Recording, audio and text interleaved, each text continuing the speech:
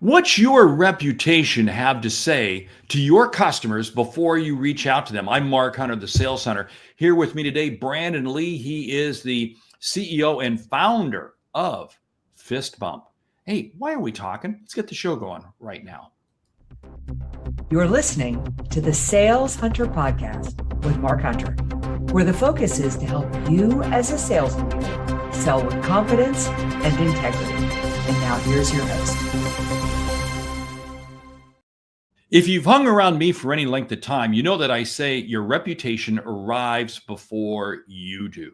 But now let's put a little spin on it. Brandon and I were talking in the green room before the show, and he said, hey, it's about revenue through reputation, because your reputation is what drives your revenue. And now more than ever, really kind of being a center of influence to your audience, to your followers, to your tribe, to your community is more important than ever. And can we use the word social media? Yeah, that's what we do. But of course, it's using the right social media, using it in the right way. Brandon, welcome to the show. Thank you, Jump Mark. in. Explain to us reputation through revenue. Revenue through reputation. Yeah, I just flipped it around for you. Yeah, if you hey, that works too. Yeah, hey, look, we've always focused on this concept. Go back 30 years. We just called it networking, and we called it our network, which is really the same thing. It's your reputation. It's who do you know, and it's who knows you.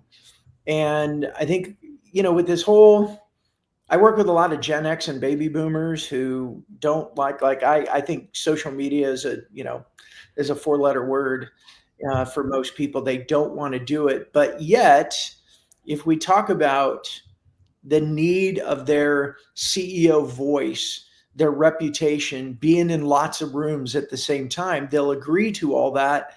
But if you say the word LinkedIn or social media, they go, no, I don't want to do that. And that's really the big challenge for a lot of leaders. And then the result is they stay invisible. Okay, now there's a particular CEO right now, and I'm gonna throw out the bomb because it's going to hit people the wrong way. Elon Musk. Okay, he's the owner of Twitter, X, whatever. Extremely confrontational on either side of the spectrum. And that's certainly where his reputation has arrived before revenue, as we see things happening regarding Tesla sales, et cetera, et cetera. And again, we're not going to get into a political conversation here, but he's certainly way out there in front. But I hear from business owners, and I hear from others who say, I ain't going down that path because, again, I don't want to become toxic. Yeah. How do we handle that? Because it also applies to individual salespeople, sales producers, who really have to be on social media a lot. Yeah. I mean, look, I think there's two sides to that same coin. One is there's the fear that comes with, quote, putting ourselves out there. And one of the ways I talk about that, and then on the flip side is this desire, this need to lead with leadership content, leadership insights and thoughts. But I think fear is the big preventer of doing it. And your example with Elon Musk is a great example. People are scared to say something stupid. They're scared to ruin their reputation. They're scared to ruin something for their business. And it keeps them hidden. And generally what I find, and just to call us all out on it, is we don't say we're scared. We say, oh, I don't have time for social media, or my clients aren't on social media, and all these other excuses. But I think for most people, it's just that fear of messing up. And, the way I like to look at it, Mark, is we've always had the fear of messing up. It just wasn't in such a grand scale. And so we have to be even more strategic and more thoughtful about what we're saying, when we're saying it. And that comes with a strategic plan. Create your 3 key topics you talk about and a little bit of your humanity that you bring to the table, and stay within those bumpers. Okay, now I like what you're talking about there, because you talk about fear and time, and I totally agree. People say, I don't have time for it because they're really scared because they don't know what to do. And you just said something. You stay in your lane. Yeah. The challenge with social media and the challenge with media is you can fall for the bait. Suddenly you take the clickbait. Suddenly you're engaged, you're enraged, and you fly off the handle on something. Not good. And this is where you have to remain extremely focused. I know in my own social media world, we stay very tight, very focused. This is our lane. This is the reputation. This is the message we want to get across. But we know it's critical because I can't call somebody and have them take the call without them checking me out on the internet, which chances are it's going to go to social media. Yeah. Or you make the call and they don't recognize your name, and so they don't return the call. And it's the same with email. I mean, I talk to more and more people. I like to ask this question. In the mornings when you look at your email, how do you take it from a big long list to a short list? Like, what's the human filter that you do to make sense out of your email? And I would say it's probably 29 times out of 30. They go, eventually they'll say like, I look at the names, and if I don't know who they are, I just go check, mass delete, and reduce my inbox to something more manageable. What are they saying?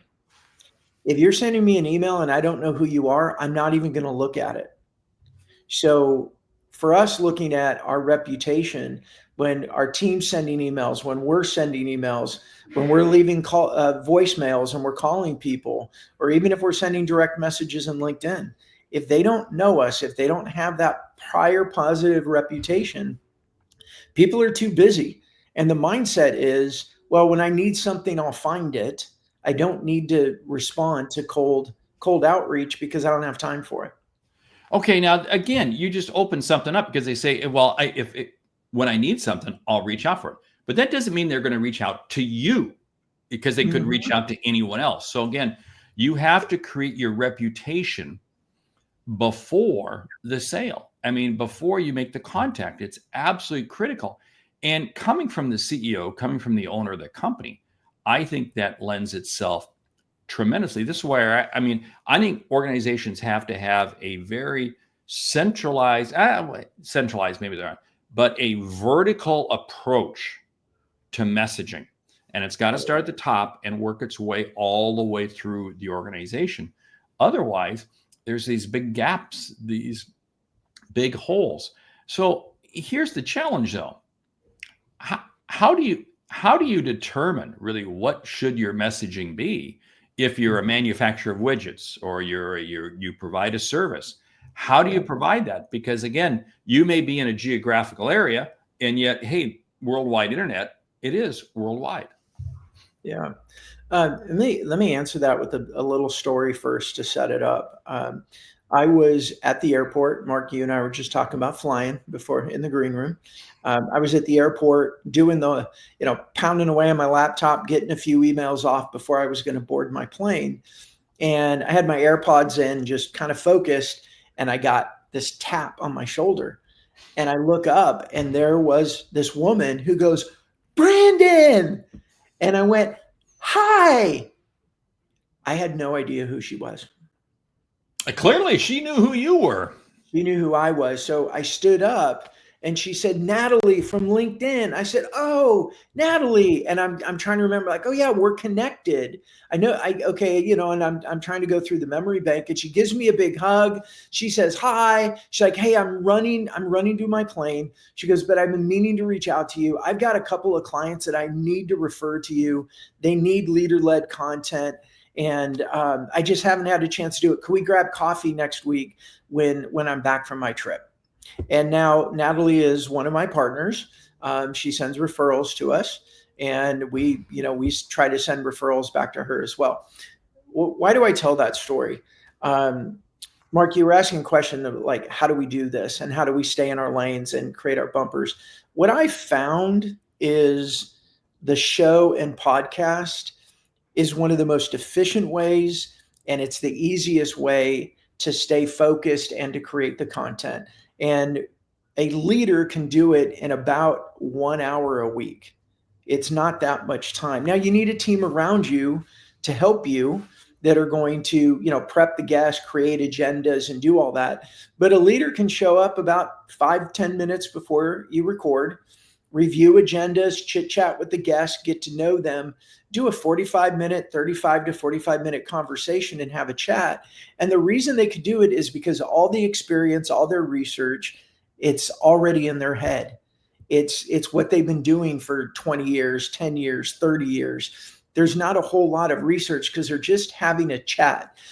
How many times have any of you listening, you've had a conversation with a client or a prospect or a group of people, and afterwards you thought, oh my gosh, I wish we could have recorded that. That was such great content. That's what we're doing week after week.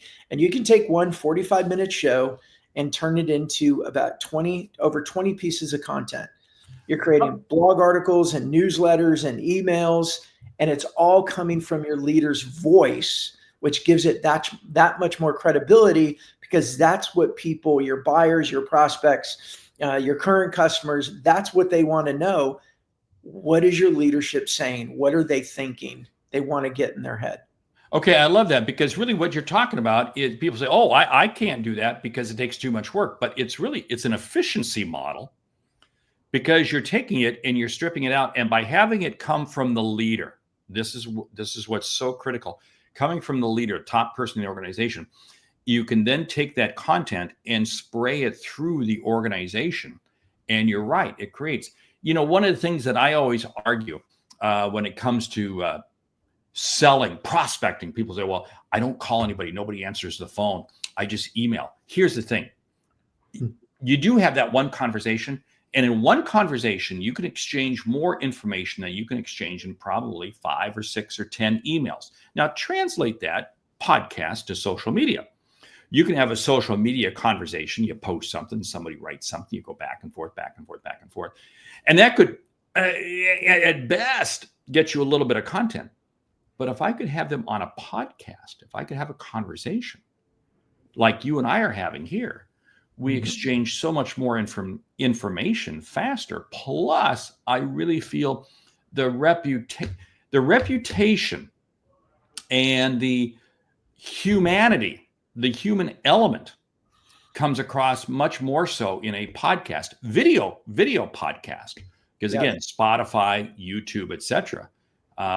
Clearly, that's where people are digesting podcasts and they're seeing the video. It makes an absolute difference. But I love your idea that you take this, you strip out, and you create all this additional content so easily for people. Yeah, and it's what I find is we say that it's convenient for leaders. It's about an hour a week. We recommend having a co-host from your company, or maybe a couple of co-hosts. That way, when you're traveling or you get busy, you can rotate your host, but keep the show consistent. So it's really convenient. You make it consistent by doing a weekly show, right? So what happens is people start to, like, if you do your ICP work right, your ideal customer profile work right, and the way you name the show, and then all the topics that you discuss in the show, and even some of the guests that you bring in the show, if it's all driven by your ideal customer profile playbook, well, you're creating a whole bunch of content that your customers want and need. And then we take that content from the show and put it in the form, a variety of forms that you can send out and use. So blog articles and newsletters, and the show itself goes to YouTube and LinkedIn and becomes long form video. But then you take the video and you create a series of 60-second to 90-minute shorts. And now we got short form video that we push to YouTube Shorts and LinkedIn Shorts. And Mark, you and I have talked about this before. LinkedIn is all in on short content video right now. I mean, even on our mobile apps now, there's a button down there that's just the video feed, and you can start scrolling it like Instagram stories or TikTok. That's their focus. So companies need to start creating the short form content. And for a lot of leaders, pulling out their phone and doing a selfie video is really scary. It's really overwhelming. And what I found is the show and podcast is a great way to strategize the topics, to make sure they're talking about the right things, and then getting those 60 to 90-second clips of your leadership that you then throw some captions on, maybe add some fun graphics and post it. And you add a little bit of entertainment value. And guess what? People start engaging with it. You become remembered. You build that reputation. And the byproduct is when your team's making calls and people go, oh, I know who your CEO, oh, I've seen their show, oh, I know who you guys are. They're more likely to return calls or more likely to respond to emails. And as you know, my co-host Carson Heddy on our Mastering Modern Selling show always says, he's always looking for that little bit of opportunity to give himself just that much more opportunity to be successful. Okay, you have just revealed my entire playbook for why we do podcasts. Because again, what you just walked through for both this podcast, the Sales Hunter podcast, and the other one I do with my co-host, and we literally take the show, the Sales Hunter podcast and Sales Logic, break it down and use that content. And again, it literally drives our social media calendar. But you said something interesting and curious on your take, because you can only go where your customers are. What's your thought on all these social media platforms out there like TikTok and everything else? What's your perspective on them? Yeah, I think that most people's buyers are probably on TikTok, but they're probably not going there wearing their business hat. As an example, and I'd love to hear what other people think. I go to TikTok to consume content. I've never created content for TikTok, but I go there because I'm into natural medicine and holistic health and fitness. And I go there because a lot of the people that I follow have moved to TikTok, and that's where they put a lot of their content. So I go there to consume, but I don't go there with my hat. So I think those are popular social networks, and a lot of people are there, but it doesn't mean they're there with the right mindset of business. The other thing that I found with like TikTok is content that we create for LinkedIn, I don't believe is going to be valuable. I've tested it a little bit. It's not as valuable on TikTok. It doesn't get as engaged. TikTok's a very unique style. It's more entertainment along with the information you're giving. And so if you're not doing that style, it's not going to get really engaged. I think what we find is the content we create for LinkedIn, when we use it with some companies in Instagram, it still does pretty good. It's getting some traction, but definitely not with TikTok. So I think it's a very careful review to see if those, any other networks are worth it. But I think for sure, LinkedIn and YouTube are non-negotiables for me. And then Instagram is a consideration, and TikTok, it's a long shot consideration for me with any of our clients, because we serve all B2B customers and professional services and consulting. And I think that's key. You said you serve B2B customers, and you're right. I mean, for us, it's LinkedIn and YouTube. Instagram gets a little bit, it's kind of yuck. We don't do anything special for it. And TikTok, what's that? Still can't figure it out. And you're right, because I mean, for my business, I'm not going to really change what we're doing to put it over onto TikTok. It just isn't worth it. Now, maybe 5 years from now that changes. Who knows? I have no idea. So anyway, hey, we got to wrap up the show here in just a couple of minutes, but I'd love to have you share, because you are founder and CEO of Fist Bump, and tell the audience a little bit. Yeah, so Fist Bump, I like to say we are a leader-led content or a leader-led marketing agency. We work with CEOs and sales leaders primarily. Some of our customers, we work with their marketing team who want to work with us. But we've got two paths of creating leader-led content. My favorite is the show and podcast. And it's my favorite because it's the most easy for leaders. It gives you the biggest bang for your buck. Like, we create the show, it gives credibility, we're consistent, you keep going. I know a lot of people will say, here's the objection. Some people are probably thinking about like, oh, everybody has a show. Now, a lot of people have started shows, but the average podcast has 8 episodes. What does that mean? It means most people quit. So they start shows, but they quit. But when you have a show and you stay consistent, you're targeting your ideal customer profile, and you're using the content strategically to share into the network, into your industry, it makes a big difference. And we're seeing, like, we've got a company called the Research Associates, and their CEO Melody has shared with us that she's already 6x her annual fee with Fistbump in new revenue, and she's only 5 months into her first year with us. So clearly she's gotten beyond the 8 episodes.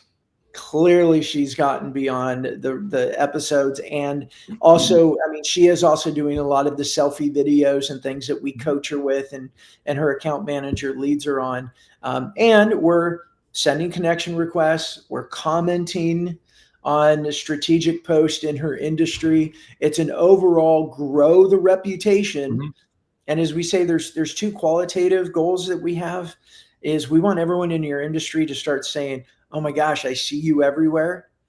And number 2, I feel like I already know you, or I feel like I know you, because that just lowers a lot of those barriers for people when you or your team reach out to them. And then on the quantitative side, we're talking about getting calls, getting conversations, getting your pipeline full. The goal is so you too can be spooked when you're sitting in the airport and getting the tap on the shoulder from Natalie. So anyway.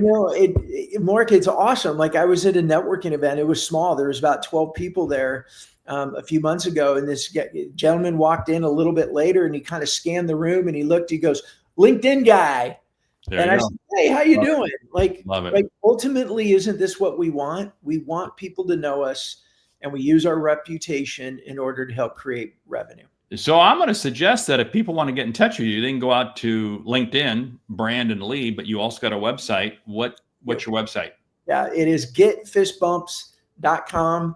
And for those of you that want to know on the branding, we say we help our customers get more fist bumps, because anyone will shake your hand, but somebody who feels like they know you, they're connected with you, they'll give you a fist bump. So we help our customers go out and get a lot more fist bumps. I love it. Thank you, Brandon. Thank you for being with us today. Hey, you've been listening to the Sales Hunter podcast, 2 episodes a week. One like this, where we do a long form deep dive with a subject matter expert. Second one is just a short single topic for me. Why? Because our goal, help you see and achieve what you didn't think was possible. Leave us a review on your favorite podcast app. Thanks so much. Great selling.